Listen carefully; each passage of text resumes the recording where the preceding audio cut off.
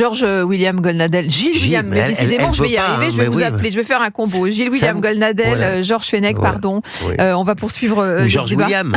On fait un combo.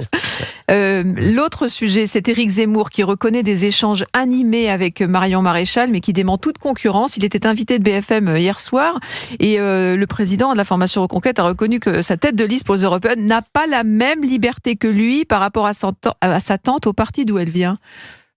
Une réaction, Gilles William? Oui, moi j'ai été surpris, je l'ai écouté en direct quand il a dit ça. J'ai été surpris. Très franchement, on sent bien que il n'y a pas la même stratégie de campagne et de positionnement entre Éric Zemmour et Marion Maréchal.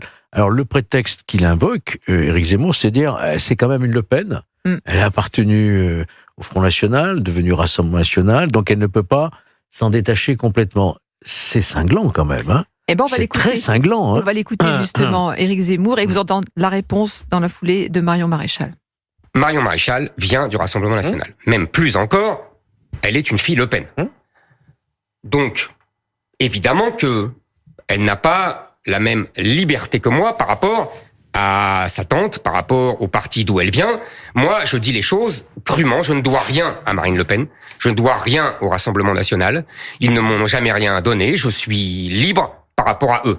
Moi, j'ai toujours été libre, et le preuve en est, d'ailleurs, j'ai fait des choix pas toujours évidents dans ma vie. J'avais à l'époque quitté le Rassemblement National il y a de nombreuses années pour aller dans le privé monter une école, parce que j'étais en désaccord. Je l'ai rejoint d'ailleurs dans des conditions même familiales qui n'ont pas toujours été faciles. Mais il n'a pas tort, si vous voulez, mais je pense que c'est son avis peut-être, mais en tout cas, ça n'est pas vrai. Et moi, tout ce que je le fais pour défendre au mieux mes idées. Voilà, on vient d'entendre Éric Zemmour et Marion Maréchal. Il y a de la friture sur la ligne, on peut le dire, entre ces deux-là, Gilles William. En tous les cas, ça l'affiche mal. La réalité, c'est que ça l'affiche mal. Moi, j'ai toujours pensé, je continue à penser, et j'ai de l'estime pour lui, que Zemmour est plus un intellectuel qu'un politique. Voilà, je le pense. C'est maladroit de sa part de faire cette sortie? Ça n'est pas très politique. C'est pas très politique. Et sur le fond, en plus, je ne partage pas non plus son point de vue. Marion Maréchal a dû faire un effort particulier pour quitter évidemment un parti dans lequel elle était. Elle fait souvent référence à la complémentarité que pourrait avoir Reconquête par rapport au Rassemblement National de Jordan Bardella. Pardon, ça que lui reproche Éric Zemmour. Non mais pardon, ça aussi c'est une question de stratégie. On peut considérer que peut-être que Éric Zemmour n'a pas eu... je me suis permis de lui dire amicalement d'ailleurs, je pense que Éric Zemmour n'aurait pas dû traiter le Rassemblement National comme il l'a traité au début de la campagne. Alors, après, on lui a bien rendu, mais ce que je veux dire, encore une fois, je pense que Éric Zemmour a les qualités de ses défauts et inversement. Il dit tout ce qu'il pense. En tout cas, comprenez ? Quand vous faites de la politique, moi je ne saurais pas en faire, par exemple, vous ne pouvez pas dire ce que vous pensez. Georges Fenech. En tout cas, c'est le signe d'une fébrilité à l'approche des européennes. Parce que si, après l'échec 7%, au présidentiel, alors qu'au départ, il y avait de l'ambition. 5%. Si, après l'échec total aux législatives, puisque même Éric Zemmour lui-même n'a pas pu se faire élire, si aux européennes, ils n'ont aucun élu, Reconquête deviendra un think tank, sur la civilisation, l'immigration, ça ne sera plus... Parce qu'un parti politique, s'il n'a pas d'élus, il est un parti, certes, juridiquement, mais il ne peut pas fonctionner, il ne peut pas s'exprimer dans les enceintes où se décident les choix.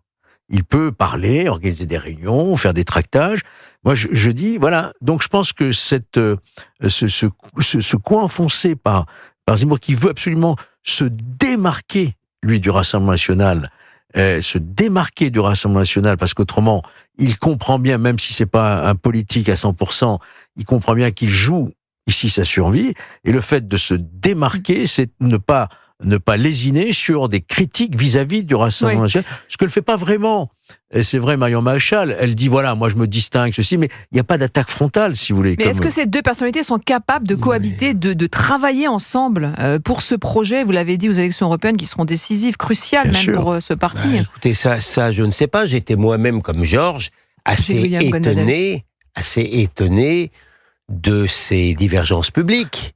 Voilà, non, vous pouvez, il me semble, mais encore une fois, moi je suis pas spécialiste non plus, mais il me semble que vous pouvez pas. Marion Maréchal, par exemple, certes, elle est moins en infraction avec le frontal, avec le Rassemblement national, mais malgré tout, la manière dont elle traite le sujet de l'immigration est tout de même beaucoup plus hard, si j'ose dire, qu'aujourd'hui le discours du Rassemblement national, dans une quête particulière et peut-être quelquefois excessive de respectabilité.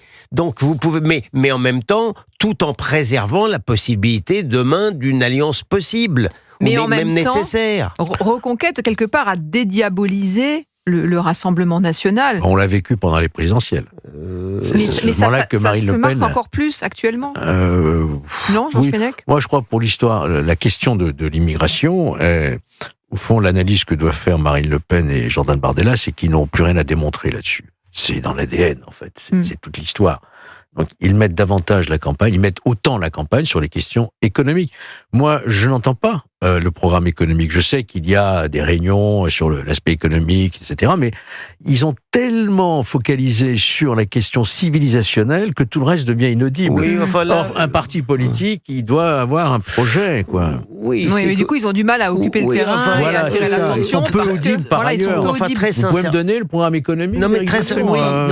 Non, mais honnêtement, il se trouve que les médias ont tendance davantage à répercuter le discours sécuritaire ou anti-immigration de Reconquête plutôt que leur vue économique. Non, c'est pas la faute des médias. Je pense qu'ils sont enfermés dans cette... Mais est-ce qu'ils peuvent faire les 5% aux européennes ils soutiennent le Reconquête à un point de vue infiniment plus libéral et qui d'ailleurs devrait en théorie mordre sur une partie de l'électorat que le Rassemblement national qui parfois n'est pas très très très éloigné au niveau économique des thèses des insoumis.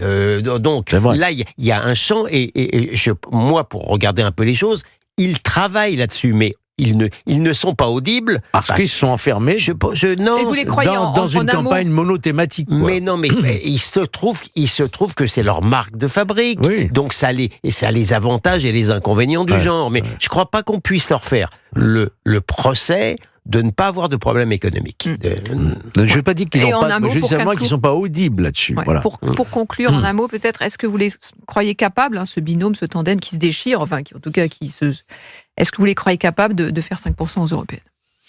Je ne connais pas suffisamment pour vous donner une réponse. Je crois que Reconquête, c'est quelque part une externalisation du RN avec l'idée de l'union des droites par un tiers, qui aurait été Éric Zemmour, qui voulait reconstituer le RPR. Ça n'a pas fonctionné. Donc il va y avoir sans doute, je ne sais pas, mais un réflexe de vote utile pour cet électorat-là. Dire, plutôt que perdre ma voix avec Éric Zemmour, qu'est-ce qu'il va faire ? Il peut y avoir un réflexe de vote utile pour le Rassemblement national. Et donc, la barre des 5% va être très difficile à franchir, et ils le savent.